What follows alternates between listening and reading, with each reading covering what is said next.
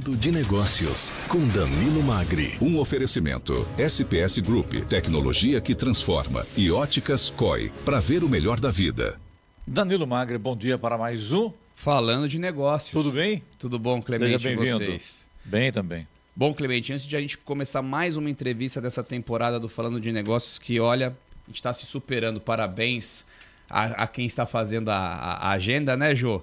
Que são convidados muito legais. Hoje a gente vai apresentar mais uma empresa aqui da região que eu tenho certeza que muita gente não conhece.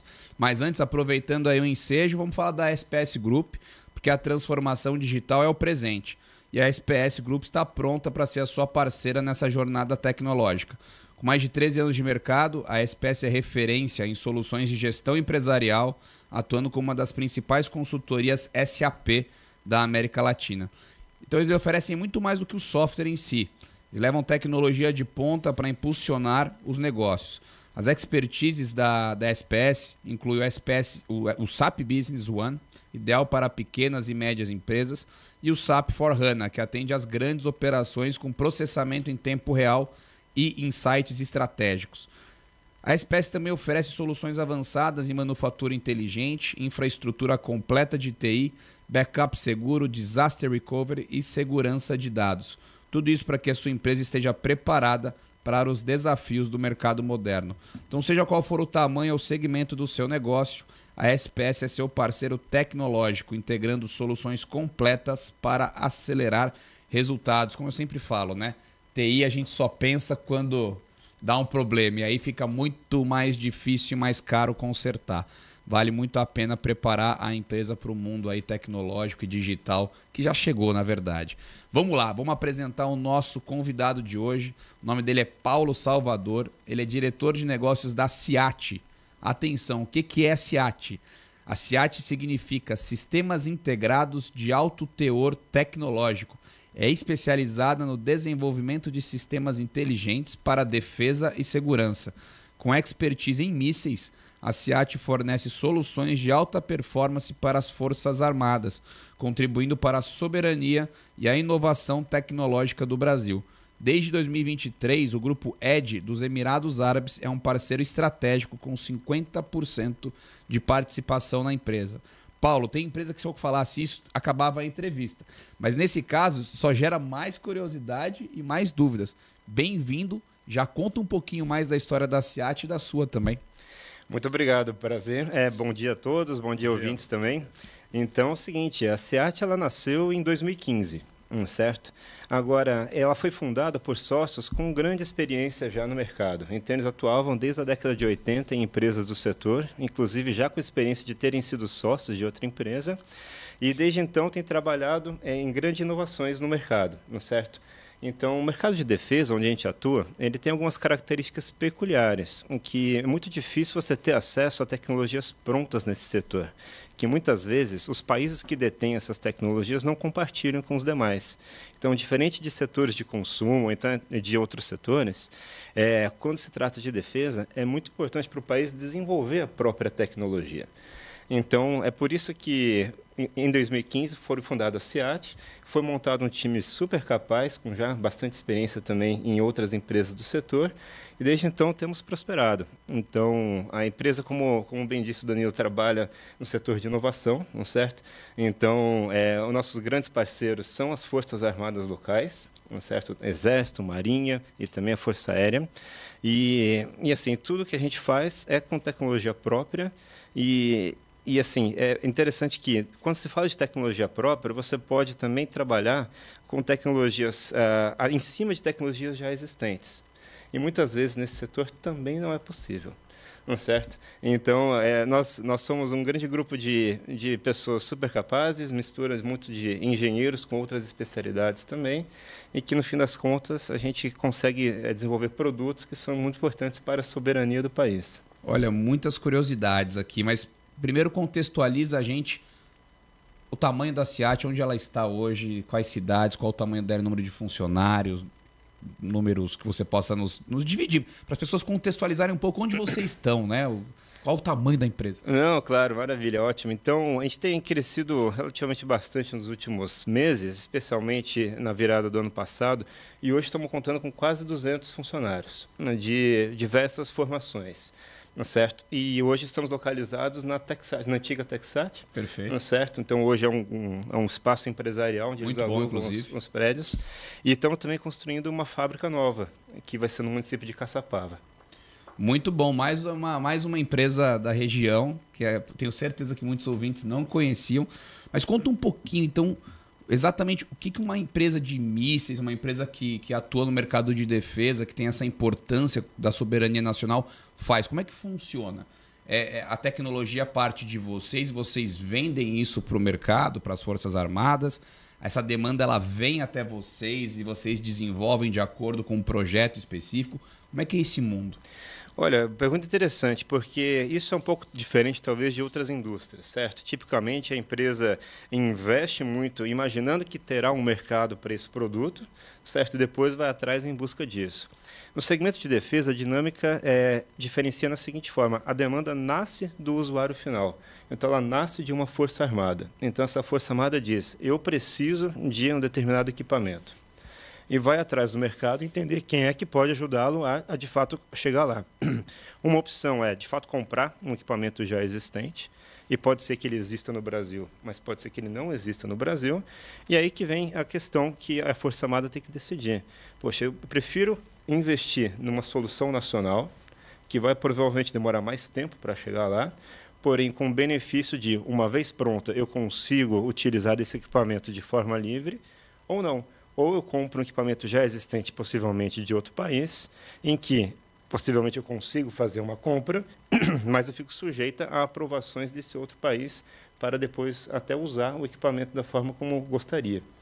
Então, voltando à sua pergunta original, no nosso segmento, a demanda nasce do cliente final. Então, fala, eu preciso de um equipamento que é desta forma. E aí a gente trabalha junto nos que a gente chama de requisitos, que são as especificações de o que é que esse equipamento vai fazer.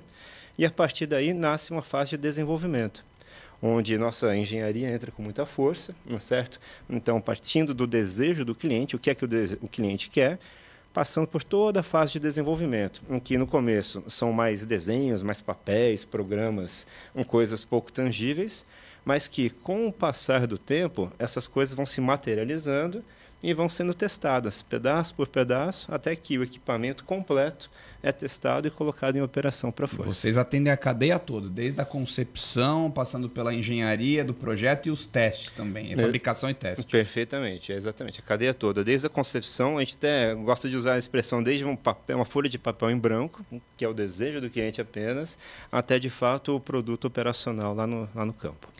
Paulo, como a gente está falando de Forças Armadas, né? Depois todo esse conhecimento é repassado também para essas forças, por exemplo, para lidar depois com esse equipamento, como que ele funciona, para fazer a manutenção, como que é esse processo?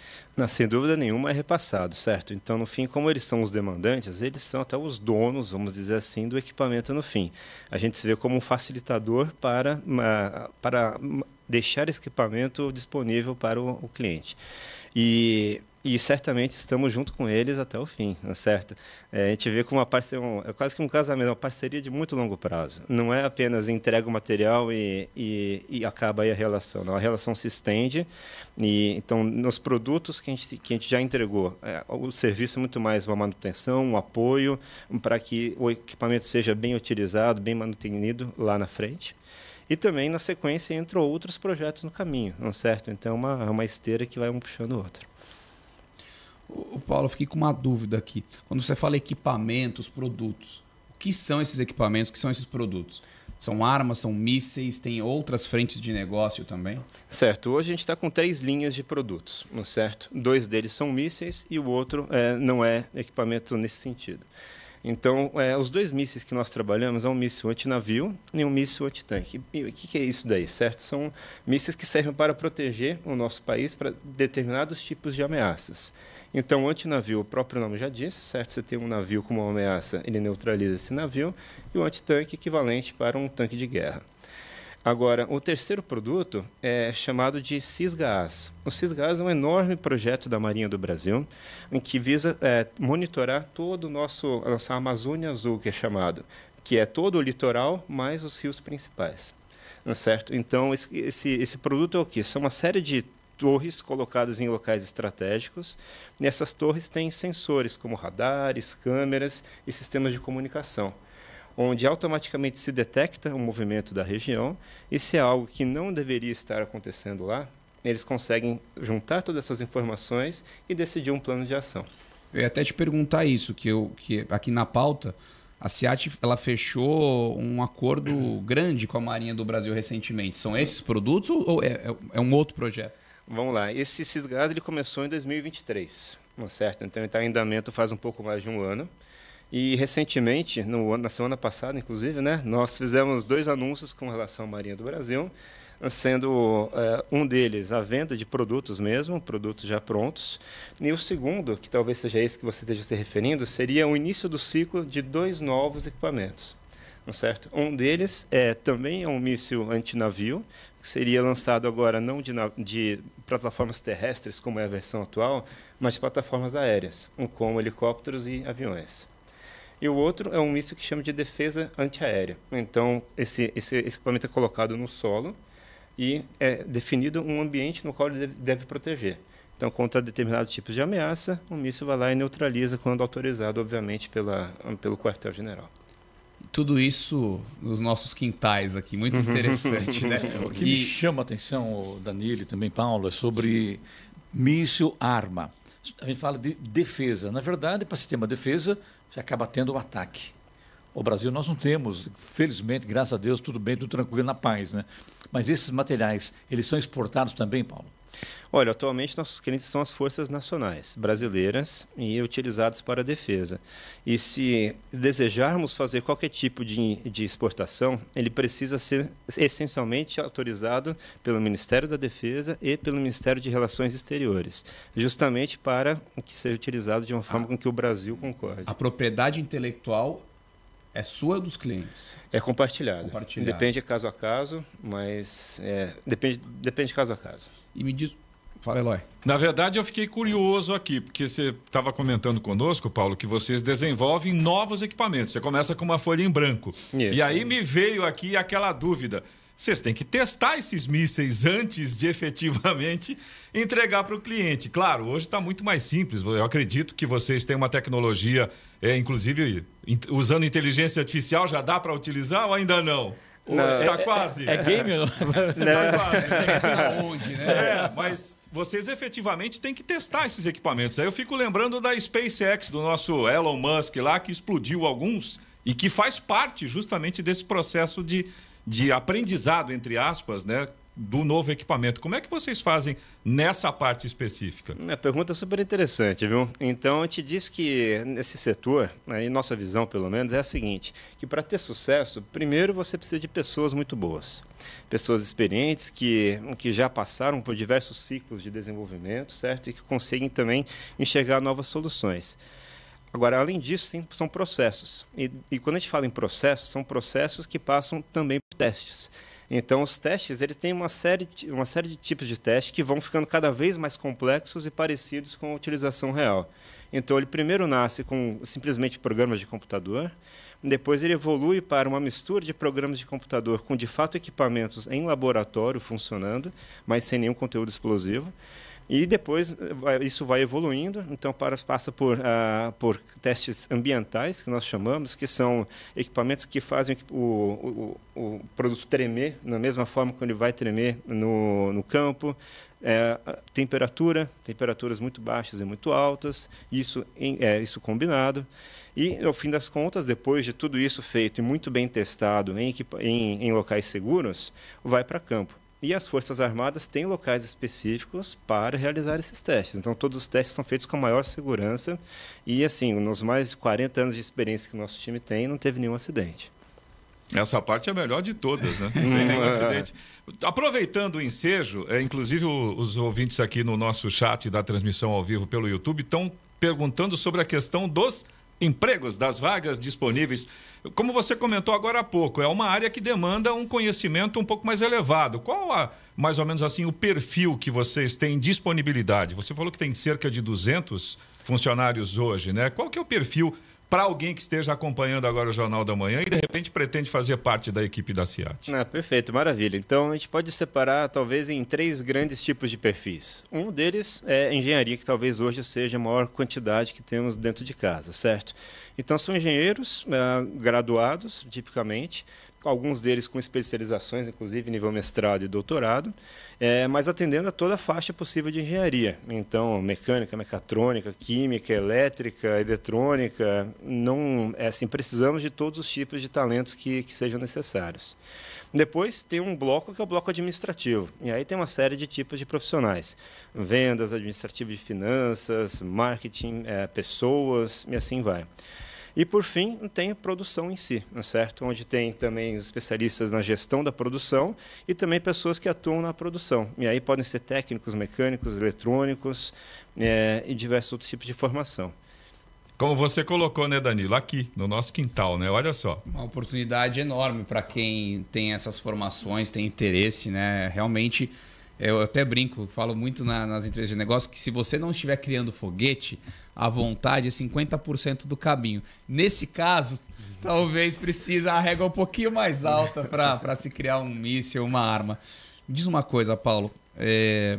Obviamente, né, é um setor que está muito em evidência. O mundo ele passa por uma série de instabilidades econômicas, sociais, guerras.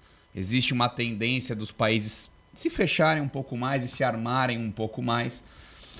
A sua opinião como cidadão, como um profissional desse setor, você vê realmente isso como uma tendência dos países se militarizarem mais, seja contra ameaças externas ou contra ameaças internas? Esse projeto da Marinha, imagino que tem muito a ver também com a questão do narcotráfico, né, de tentar mapear ali o que acontece nos nossos rios, nos nossos mares. Como que você vê isso do ponto de vista de negócio? Porque é uma oportunidade, surgirão novas tecnologias, surgirão mais demandas. Semana passada a gente estava aqui com o Grupo Jacto, a gente falou de drones, né, que revolucionaram uma série de setores, inclusive as guerras também hoje são traçadas por drones muitas vezes.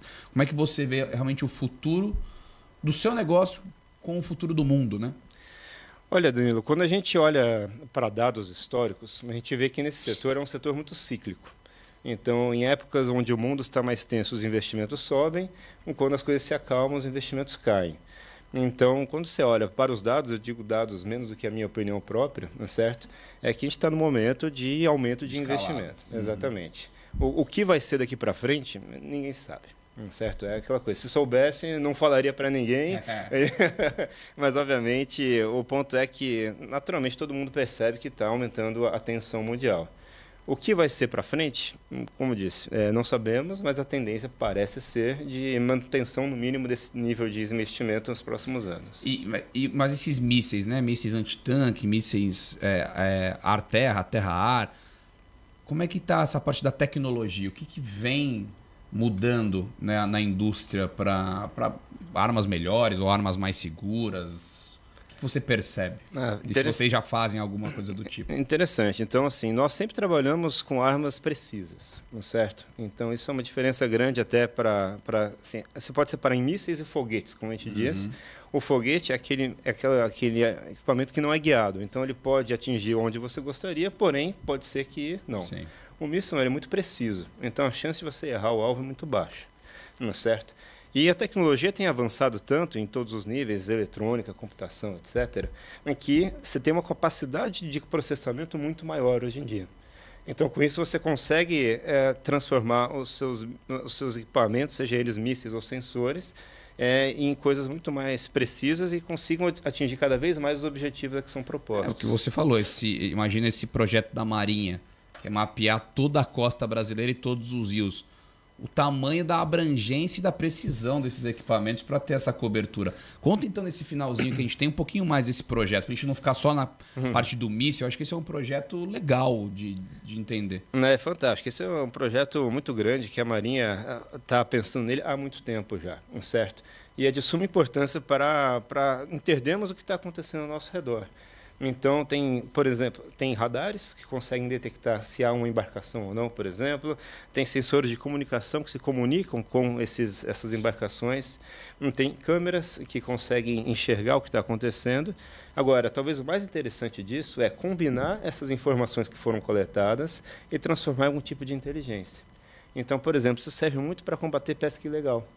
Então, pesca legal, como funciona? Existe um sensor dentro de cada embarcação, onde, quando a embarcação quer fazer alguma coisa legal, ele desliga. E fica muito difícil detectar. Porém, quando você combina esses sensores todos, você consegue ver qual foi a rota que a embarcação fez, quando ela desligou e quando ela religou o sensor. E com isso você consegue ter uma grande desconfiança que ali, eventualmente, pode ter ocorrido algum delito e informar a empresa necessária, a competência necessária para, de fato, verificar se aconteceu ou não. Então, é um programa fantástico esse daí. Olha, muito bom, né, Clemente? Muito interessante isso, né? Sobre esses materiais bélicos, infelizmente, alguns usam de forma desnecessária, né? Por isso, a paz, a conversa é melhor, mas não é, né? Infelizmente, você tem que usar porque defender o seu povo é só com arma, não tem como, né, Paulo? Como assim? Como a gente diz, a ideia nunca é utilizar o equipamento, mas sim tê-lo para que iniba de ser invadido. Esse é o grande objetivo, é dessa forma como o Brasil enxerga esse setor. O setor de defesa, para que os demais se sintam com menos incentivo para tentar alguma coisa. Mais ou menos como um seguro de vida, a gente paga para nunca usar. Exatamente. Paulo, muito obrigado, sucesso a você, parabéns pelo seu trabalho junto à SEAT. Danilo Magri, legal, né? 100%, legal. Mais uma entrevista para o nosso Falando de Negócios.